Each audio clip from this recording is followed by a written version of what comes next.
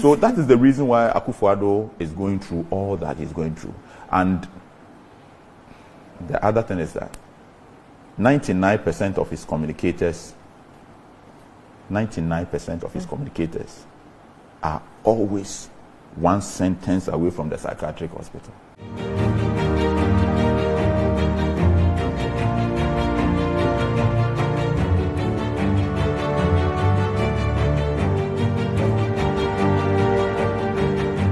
So Forbes Africa came to Ghana and presented Nana Addo with a trophy, African of the Year trophy. Do you think he deserved African of the Year trophy? I see so many people trying to make noise about it, but as for me, even though I'm a very biased person, I am also very principled.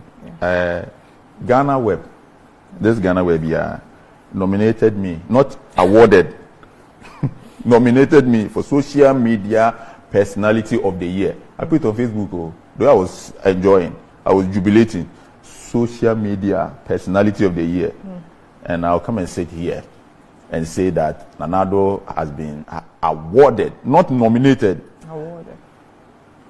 African of the Year. African of the Year. He doesn't deserve it. How? That is not right. I don't do my things like that. He deserves it. Okay, he doesn't deserve it. Who deserves it? We just came out of an election that 8 people died, so it wasn't like a clean election. And they've cited the fact that corruption is also an issue. I mean, there are things that people have mentioned. So they cite before they give it to Nana Addo, they look at the whole Africa and they look at who is doing well. This is the Africa we live in.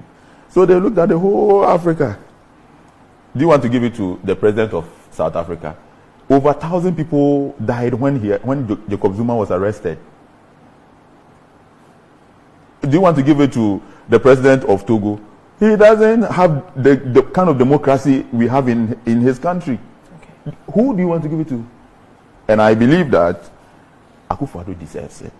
The reason why we complain about Akufo-Addo is that we are not comparing our country to anybody's country. We are talking about our country. And we believe that we deserve better.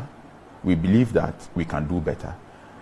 The reason why Akufo-Addo has been criticized more than any other president is that the marking scheme that people used to mark him is different from what they used to mark other people. The yardstick. It's not really the case. Yes. And John Mahama not the one who has been criticized more than Akufo-Addo. I mean, people. No, John Mahama now he's white.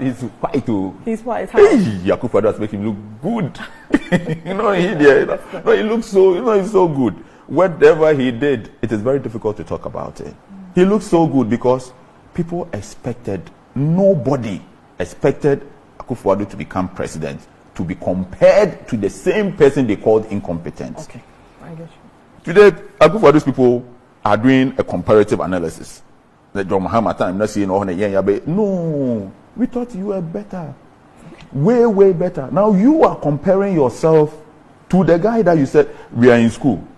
I come from Achimota to a village school and they expect me to be first. I came last but one. I said, on the hey. I get you understand? Right. So that is the reason why Akufo-Addo is going through all that he's going through. And the other thing is that 99% of his communicators, 99% of his communicators are always one sentence away from the psychiatric hospital. They don't talk sense. 99%. It's a few people. I don't know why the Nana Komians are not coming. I don't know why the Sami Okus are not on radio communicating for the party.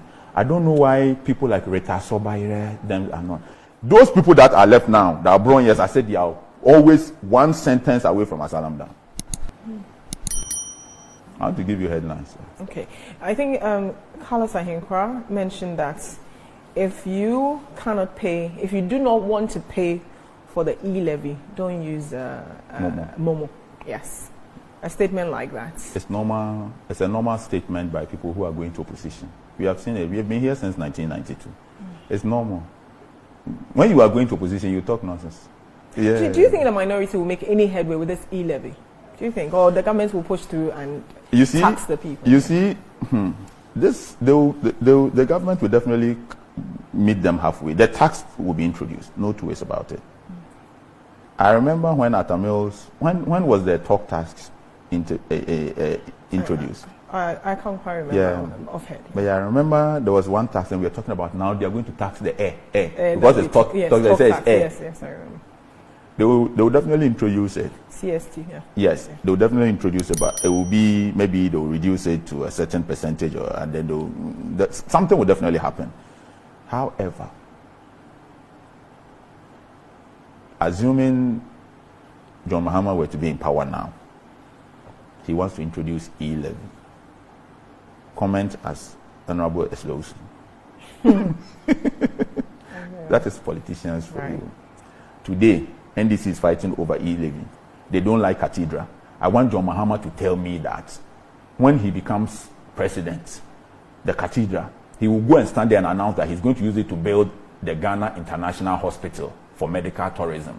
He won't come and give us excuse that, the people started, so let's continue like that. If you are against but that's because the Christian community is very powerful. Have you seen how united they are about this LGBTQ? The number of Christian organizations that stormed Parliament, what the Pentecostal leader said that, look, they will demonstrate against any parliamentarian who is against this bill. That's because the Christian community is huge and powerful in this country.